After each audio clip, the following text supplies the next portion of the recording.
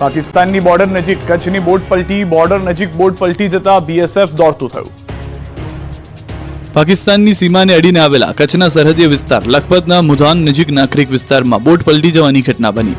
Water સર્વેની કામગીરી કરતી ખાનગી કંપની 3 જેટલા કર્મચારીઓ વોટર લેવલની કામગીરી કરવા ગયા હતા. બાદમાં મોડી રાત્રે ક્રીક વિસ્તારમાં બોટ પલટી જતા લાપતા થયા. આ બનાવ અંગેની જાણ થતાં જ બીએસએફ અને સ્થાનિક પોલીસ તથા અન્ય એજન્સીઓ યુદ્ધના ધોરણે એક્શનમાં આવી અને તમામની શોધખોળ હાથ ધરી. જોકે લાપતા કર્મચારીઓ 16 કલાક બાદ આંતરરાષ્ટ્રીય બોર્ડર પિલ્લર નંબર 1170 પાસે હેમખેમ મળી આવતા જીએચસીએલ કંપનીના અધિકારીઓએ તથા સુરક્ષા એજન્સીઓ રાહતનો શ્વાસ લીધો હતો. આ કર્મચારીઓના રેસ્ક્યુ ઓપરેશનનો એક વિડીયો સોશિયલ મીડિયામાં વાયરલ થઈ રહ્યો છે. મહત્વનું છે કે બીએસએફ અને પોલીસની ઝડપી કાર્યવાહીથી આ અકસ્માત મોટા સંકટમાં બદલાતો અટકાઈ ગયો છે. સ્થાનિક સ્વરાજની ચૂંટણી પહેલા રાજીનામાનો દોર. અમદાવાદમાં ભાજપ મહિલા મોરચાના પ્રમુખનું રાજીનામું.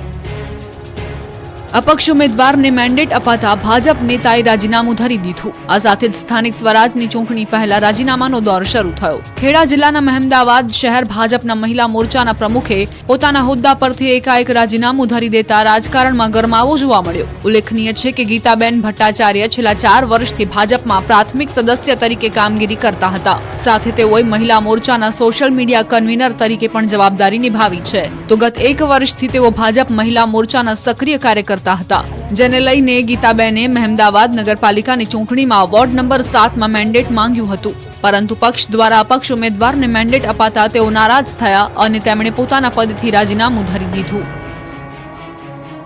નર્મદા જિલ્લામાં રસપ્રદ બનશે સ્થાનિક સ્વરાજની ચૂંટણી. આમ આદમી પાર્ટીએ ઝંપલાવ્યું. નર્મદા જિલ્લામાં સ્થાનિક સ્વરાજની ચૂંટણીઓની પેટા ચૂંટણીમાં આમ આદમી પાર્ટીએ પણ જંપ લાવતા ત્રિપાંખીયો જંગ ખેલાવાના એંધાણ છે. લોકસભાની ચૂંટણીમાં ગઠબંધન કરનાર આપ અને કોંગ્રેસ હવે આમને સામને આવી ગયા છે. દરેક બેઠક પર ભાજપની સામે કોંગ્રેસ અને આપે ઉમેદવારી નોંધાવી છે. ડેડિયાપાડાના જાંક ગામની અનુસૂચિત આદિજાતિ બેઠક પર ભાજપમાંથી સરેશ વસાવા, આમ આદમી પાર્ટી ઉમેદવાર રાહુલ વસાવા, કોંગ્રેસ પાર્ટીના ગંભીર વસાવા અને અપક્ષમાંથી એક ફોર્મ ભરાયું છે. જ્યારે સાગબારાની ભાદોડ બેઠક પર ભાજપના ઉમેદવાર સરોજ વસાવા, આમ આદમી પાર્ટીના ઉમેદવાર સંધ્યા વસાવા અને કોંગ્રેસના સરલા વસાવા સહિત 2 ફોર્મ અપક્ષ એમ કુલ 5 ફોર્મ ભરાયા છે. આમ નર્મદામાં સ્થાનિક સ્વરાજની સંસ્થામાં આપ અને કોંગ્રેસના ગઠબંધનમાં ભંગાણ થયાના અહેવાલ છે. જોકે હાલ તો આ માત્ર 2 તાલુકા પંચાયતની ચૂંટણીમાં ત્રિપાંખીયો જંગ ખેલાઈ રહ્યો છે, જેમાં આપ, કોંગ્રેસ અને ભાજપ ત્રણેય જીતના દાવા કરી રહ્યા છે. આ તરફ વલસાડમાં 3 નગરપાલિકાની ચૂંટણી પહેલા રાજકીય ઉથલપાથલ થઈ. વલસાડ આમ આદમી પાર્ટીના કેટલાક અગ્રણીઓ અને કાર્યકરોએ ભાજપનો ભગવો ખીસ ધારણ કરી કેસરિયા કરી લીધા. ગત વિધાનસભાની ચૂંટણીમાં વલસાડ બેઠક પરથી આમ આદમી પાર્ટીના ઉમેદવાર રાજુ મરચાનો પરિવાર વિધિવત રીતે ભાજપમાં જોડાઈ ગયો. રાજુ મરચાની પુત્રી ઉર્વશી પટેલને ભાજપે ટિકિટ આપી. રાજુ મરચાની પુત્રી, પુત્ર અને પત્ની ભાજપનો ખેસ પહેરી કેસરિયા કર્યા. વલસાડ જિલ્લા ભાજપ કાર્યાલય પર જિલ્લા પ્રમુખ હેમંત કંસારા અને સાંસદ ધવલ પટેલ સહિત ભાજપના અગ્રણીઓની હાજરીમાં રાજુ મરચાનો પરિવાર ભાજપમાં જોડાયો. મહત્વપૂર્ણ છે કે વલસાડ નગરપાલિકાના વોર્ડ નંબર 2 અને 3માં રાજુ મરચા અને તેના પરિવારનો વ્યાપક પ્રભાવ છે. આ પરિવારના સભ્યો અપક્ષ તરીકે પણ વોર્ડમાંથી ચૂંટાયા આવે છે. જોકે રાજુ મરચા પોતે હજુ વિધિવત રીતે ભાજપમાં નથી જોડાયા. આ તરફ વોર્ડ નંબર 11માંથી પણ આપના અગ્રણીઓ અને કાર્યકર્તાઓ આપ છોડી ભાજપમાં પ્રવેશ કર્યો. આપના જિલ્લા સંયુક્ત સચિવ શશિસિંહ રાજપૂત, આનંદસિંહ, વિપુલ રાય, સતીશસિંહ અને શિવમસિંહ સહિત કાર્યકર્તાઓ ભાજપમાં જોડાઈ ગયા છે અને હજુ પણ આગામી સમયમાં પણ અન્ય પાર્ટીઓમાંથી મોટી સંખ્યામાં કાર્યકર્તાઓ જોડાઈ શકે છે. વલસાડ જિલ્લામાં વલસાડ, ધરમપુર અને પારડી એમ 3 નગરપાલિકાની ચૂંટણી યોજાઈ રહી છે. વલસાડ નગરપાલિકામાં ભાજપે ચૂંટણી પહેલા જ 44માંથી 4 બેઠકો પર બિનહરીફ વિજય મેળવી લીધો છે. વોર્ડ 8માં ભાજપના 3 ઉમેદવારો બિનહરીફ જાહેર થયા છે, તો વોર્ડ નંબર 10માં ભાજપને એક ઉમેદવાર બિનહરીફ જાહેર થતા જ 44માંથી 4 બેઠકો ભાજપે અત્યારથી જ કબજે કરી લીધી છે. હવે આગામી સમયમાં 40 બેઠકો માટે ચૂંટણી યોજાઈ રહી છે. ભાજપના બિનહરીફ જાહેર થયેલા તમામ 4 ઉમેદવારોનું વલસાડ જિલ્લા ભાજપ કાર્યાલય પર સન્માન કરવામાં આવ્યું અને તેમને શુભેચ્છા પાઠવવામાં આવી હતી. સ્થાનિક સ્વરાજની ચૂંટણીનો ધમધમાટ તેજ થયો. ધોરાજીમાં કોંગ્રેસને ઝટકો તો ખેડામાં ભાજપ બિનહરીફ બને એવા એંધાણ. ધોરાજીમાં ચૂંટણી પહેલા કોંગ્રેસને મોટો ઝટકો લાગ્યો. ધોરાજી નગરપાલિકાની ચૂંટણીમાં પહેલા સ્થાનિક આગેવાનો કોંગ્રેસનો સાથ છોડ્યો અને આપમાં જોડાયા. ધોરાજી કોંગ્રેસ પૂર્વ કોર્પોરેટરના પતિ ધર્મેશ રાજ્યગુરુ, ધોરાજી શહેર ઉપપ્રમુખ ધોરાજી યુથ વિંગ શહેર પ્રમુખ પક્ષ છોડી આમ આદમી પાર્ટીમાં જોડાયા. પક્ષ પલટો કરતા કોંગી આગેવાનોએ કહ્યું કે કોંગ્રેસે ચૂંટણીમાં અવગણના કરતા અમે આપમાં જોડાયા છીએ. આ તરફ ખેડા જિલ્લાની 5 નગરપાલિકાની ચૂંટણીમાં ડાકોર નગરપાલિકામાં ભાજપ પ્રથમ બેઠક બિનહરીફ બની શકે છે. ડાકોર નગરપાલિકાની વોર્ડ નંબર 7ની બક્ષીપંચ સામાન્ય બેઠક ઉપર એક જ ફોર્મ ભરાયું છે. એક જ ઉમેદવાર રહેતા ભાજપના ફાળે આવી શકે પ્રથમ બેઠક. ભાજપના ઉમેદવાર પ્રતિશ દેસાઈ બિનહરીફ થઈ શકે. આ સાથે ડાકોરની અન્ય 28 પૈકી કેટલીક બેઠકો હજુ થઈ શકે છે બિનહરીફ. જૂનાગઢ મહાનગરપાલિકાની ચૂંટણીને લઈ રાજકીય પક્ષોમાં તૈયારીઓનો ધમધમાટ છે, ત્યારે ભાજપે વિજય વિશ્વાસ સભાનું આયોજન કર્યું. જોકે આ સભામાં સાંસદ રાજેશ ચુડાસમા અને પૂર્વ સ્ટેન્ડિંગ ચેરમેન હરેશ પરસાણાના નિવેદનમાં વિરોધાભાસ જોવા મળ્યો, જેનો વિડીયો વાયરલ થયો. સાંસદ ચુડાસમાએ કહ્યું કે છેલ્લા 5 વર્ષમાં ખરા ન ઉતર્યા હોય તો આગામી સમયમાં આવી ભૂલ નહીં થાય. તો બીજી તરફ હરેશ પલસાણાએ ટકોર કરી કે સોશિયલ મીડિયામાં ભાજપનું કામ નીચું દેખાડવામાં આવે ત્યારે કાર્યકરોએ આ બાબતે લોકોને સાચી હકીકત બતાવવાની ફરજ છે. રસ્તાના અભાવે નવજાત આ દુનિયા ન જોઈ શક્યું. ઘટના છોટાઉદેપુરની. છોટાઉદેપુરની આ પ્રસૂતાની પીડાને શબ્દો આપવા શક્ય નથી, કારણ કે કપરી પીડા સહન કર્યા પછી એક સ્ત્રી માં બનતી હોય છે, પરંતુ છોટાઉદેપુરની આ સગર્ભા સદભાગ્ય ન બની શકી. રસ્તાના અભાવે પ્રસૂતાને સમયસર સારવાર ન મળી શકી અને નવજાત આ દુનિયામાં અવતરે એ પહેલા જ ઈશ્વરને પ્યારું થઈ ગયું. ઘટના નસવાડી તાલુકાના કુંડાના નલિયાબારી ગામની છે, જ્યાં રાત્રે પ્રસૂતાને પીડા ઉપડી, પરંતુ રસ્તાના અભાવે 108 ઘર સુધી આવી ન શકી. ગામ લોકો 2 કિલોમીટર સુધી જોડીમાં ઉચકી મહિલાને 108 સુધી લઈ ગયા. પ્રસૂતાને મહા મહેનતે હોસ્પિટલ સુધી તો પહોંચાડાઈ, પરંતુ બાળકને બચાવી ન શકાયું. પ્રસૂતાએ મૃત બાળકને જન્મ આપ્યો. પ્રસૂતાને હાલાકી પડી હોય અને જોડીમાં લઈ જવી પડી હોય તેવી આ ઘટના પહેલી નથી. છોટાઉદેપુર જિલ્લામાં અગાઉ પણ આવી ઘટનાઓ સામે આવી ચૂકી છે.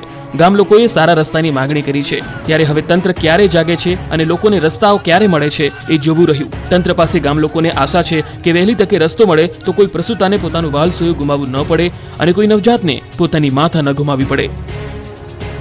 યુનિવર્સિટીની 3 મહત્વની જગ્યા ખાલી રહેતા વિકાસ કોરંબે ચડ્યો. 10 કરોડની ગ્રાન્ટ વાપર્યા વગરની.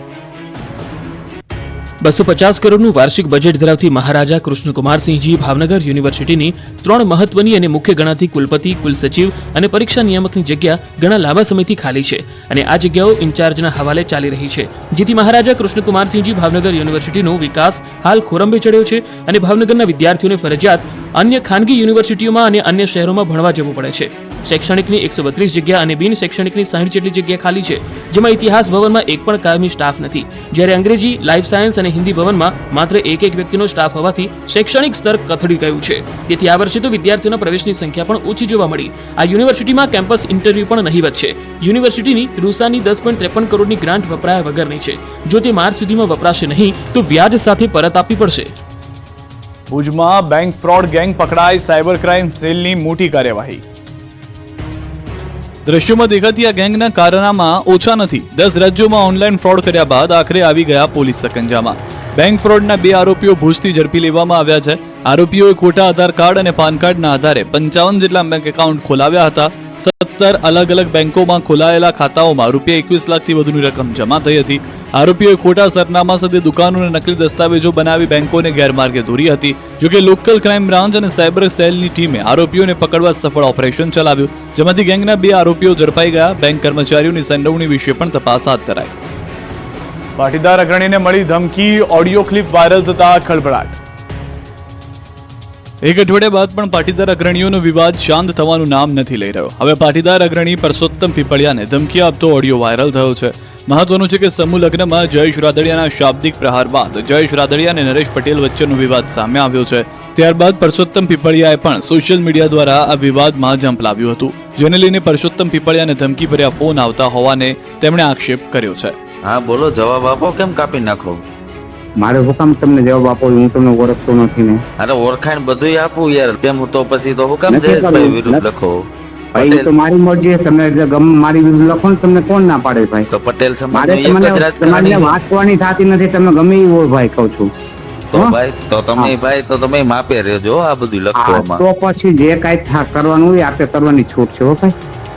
માફી માંગવા દબાણ કરવામાં આવતું હોવાનો પણ તેમણે આક્ષેપ લગાવ્યો. સાથે જ તેમણે એમ પણ કહ્યું કે જ્યારે તમે અવાજ ઉઠાવો તો આવા તત્વો દબાણ કરતા હોય છે, પણ તેમનાથી નાસીપાસ થવાની જરૂર નથી.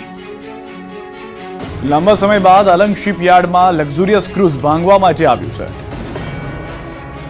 કોરોના કાળ બાદ પ્રથમ વખત luxurious cruise ship Alang ship recycling yard ખાતે ભંગાણ અર્થે આવી પહોંચ્યું છે. જોકે આ શિપની મોટાભાગની લક્ઝરી વસ્તુઓ ફર્નિચર અંતિમ સફરે નીકળે તે પહેલા ઉતારી લેવામાં આવેલી છે. અલંગના પ્લોટ નંબર V5 દ્વારા ખરીદવામાં આવેલ 42 અલંગની સામેના દરિયામાં આવી પહોંચ્યું હતું, જે તેનું કસ્ટમ સહિતની સરકારી એજન્સીઓ દ્વારા ચેકિંગ કરવામાં આવ્યું હતું.